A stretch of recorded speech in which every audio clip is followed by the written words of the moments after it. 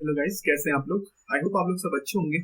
इस वीडियो में हम दो बहुत ही इंपॉर्टेंट टॉपिक के बारे में बात करेंगे। सबसे पहले हम ह्यूमन डेवलपमेंट इंडेक्स के बारे में बात करेंगे, और दूसरा जो हमारा मुद्दा होगा, जो इंटरनेशनल काफ़ी अभी चर्चाओं पर है, वो है क्वीन एलिजाबेथ टू की डेथ, जो 1 सितंबर 2022 को भी उनका निधन हो गया है। तो इस पर जो हम विस्तार से चर्चा करेंगे। सबसे पहले हम बात करेंगे ह्यूमन डेवलपमेंट इंडेक्स रिपोर्ट की। तो यूनाइटेड नेशन डेवलपमेंट प्रोग्राम ने ह्यूमन डेवलपमेंट इंडेक्स रिपोर्ट जो पब्लिश करी है, और उसमें भारत जो है 2 स्थान और गिर गया है, और 132वां स्थान हमारी उस पर पहुंच गए हैं। ये 2021 की रिपोर्ट है। 2020 में जो है हम 130वें पायदान में थे, और दो अंक हम और, मतलब 2 रैंक हम और लुढ़क गए, और 132 में हम पहुंच गए हैं।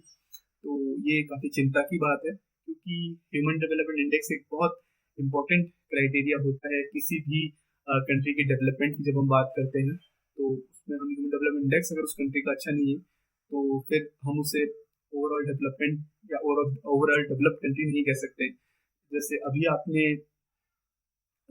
एक जो इंटरनेशनल मॉनेटरी फंड है, तो आपने सुना होगा कि उन्होंने अनाउंस करा है कि जो भारत जो है ब्रिटेन को पछाड़ कर 5वीं सबसे बड़ी अर्थव्यवस्था बना है। तो ये अच्छी बात है, लेकिन ह्यूमन डेवलपमेंट इंडेक्स पे ये जो रिपोर्ट आना, 132वें स्थान पर आना, ये ठीक नहीं है। तो अब ये ह्यूमन डेवलपमेंट इंडेक्स की रिपोर्ट के जो पैमाने क्या होते हैं, ये मैं आपको इस वीडियो में बताऊंगा। तो गाइस, जो ह्यूमन डेवलपमेंट इंडेक्स होता है, उसके 3 पैमाने होते हैं जिस आधार पर ये रिपोर्ट तैयार होती है। तो सबसे पहले तो उस कंट्री का जो हेल्थ केयर सिस्टम है वो कैसा है, नंबर 1। नंबर 2 जो है एजुकेशन वहाँ का कैसा है। नंबर 3 जो होता है वो आपका जो स्टैंडर्ड ऑफ लिविंग है वो कैसा है। तो ये 3 पैरामीटर्स होते हैं, इस आधार पर ही जो है ये रिपोर्ट तैयार होती है। और जाहिर सी बात है, अभी आप जानते ही हैं कि 2020 से जो कोविड शुरू हुआ, उससे हमारे हेल्थ केयर सेक्टर की पोल खुली, और कहीं ना कहीं उसने भी जो है इस पे इम्पैक्ट डाला ही होगा, क्योंकि देखिए ये 3 पैरामीटर्स के हिसाब से ह्यूमन डेवलपमेंट इंडेक्स तैयार होता है।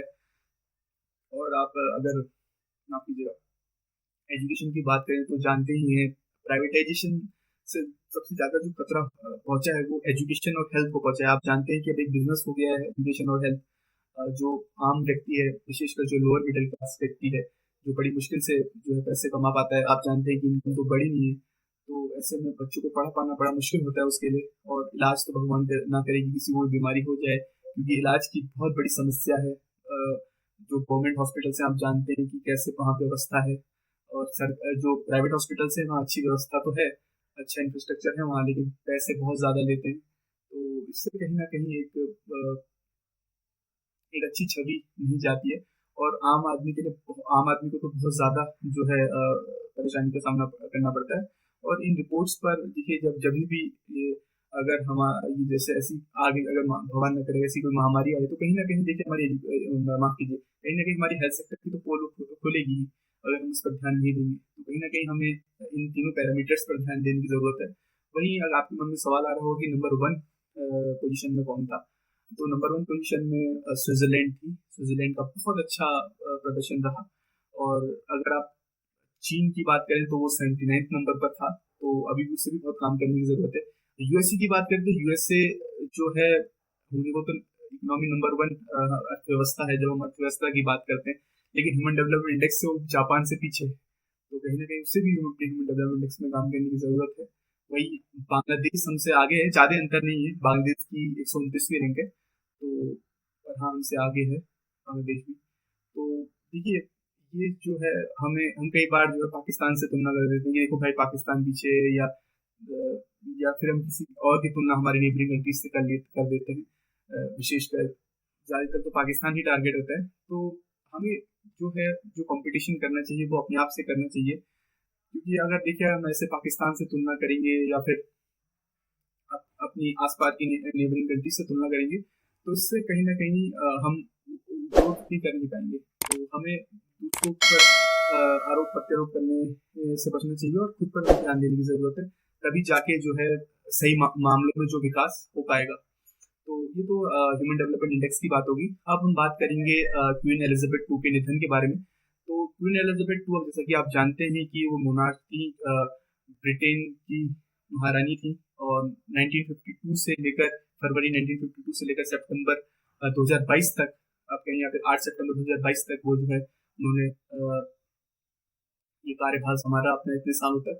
और अगर करेंटली अगर हम बात करें तो यूनाइटेड किंगडम के अलावा जो है लगभग 15 देश थे जिनके हेड ऑफ द स्टेट वो थी, जिसमें से अगर नाम दूं तो कनाडा, ऑस्ट्रेलिया, न्यूजीलैंड जैसी कंट्रीज जो इतनी बड़ी कंट्रीज है, विशेषकर ऑस्ट्रेलिया और कनाडा, तो इनकी हेड ऑफ द स्टेट जो थी वो क्वीन एलिजाबेथ टू थी। तो अब जो उनकी जगह जो लिए उनके बेटे चार्ल्स थ्री ने लिए। तो अगर एलिजाबेथ टू का अगर भारत दौरे की हम बात करें तो 3 बार उन्होंने भारत दौरा किया है। पहली बार 1961 को वो आई थी, तब पंडित जवाहरलाल नेहरू देश के प्रधानमंत्री थे। दूसरी बार जो उनका दौरा रहा वो 1983 में रहा था, तब तत्कालीन राष्ट्रपति ज्ञानी जैल सिंह के इन्विटेशन पे वो आई थी।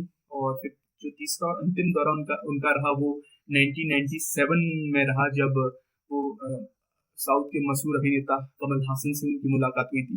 तो 3 बार वो उनका भारत का दौरा रहा। बाकी देखिए इसके दोनों पक्ष हैं। जो क्वीन एलिजाबेथ की डेथ के, तो अब जो उनके लोग हैं जो उन्हें जो है सर्वोपरि मानते थे, उनकी रिस्पेक्ट करते थे, उनके लिए तो वो काफी मतलब महारानी ही थी और काफी भावुक भी हुए वो लोग। अब वही है, लेकिन जहाँ उन्होंने उनके जो किंगडम था, यूनाइटेड किंगडम जो कॉलोनियल पावर था, तो काफी अत्याचार जो है उसने करे, इसमें कोई डाउट नहीं है। और कहीं ना कहीं एक सुप्रीमेसी जो थी, व्हाइट मैन्स बर्डन जैसी कंट्रोवर्शियल पोएम्स हों, तो एक सुप्रीमेसी उनकी रही। और जो अत्याचार हमारे भारतीयों पर ही अगर आप देखें तो अंग्रेजों ने कई बहुत सारे अत्याचार करे। जो डेवलपमेंट सो कॉल्ड डेवलपमेंट था वो सही बात है हुआ, लेकिन वो नाम के लिए हुआ, वो अपने फायदे के लिए हुआ। और जो लूटा उन्होंने भारत को, तो इसमें कोई सच्चाई नहीं, इसमें बिल्कुल सच्चाई है कि बहुत उन्होंने लूटा, माफ कीजिएगा। तो इसमें बिल्कुल सच्चाई है कि काफी भारत के अलावा जहाँ भी कॉलोनियल पावर वो रहा, तो वहाँ उनके वहाँ के लोगों के साथ जो है काफी अत्याचार उन्होंने किए।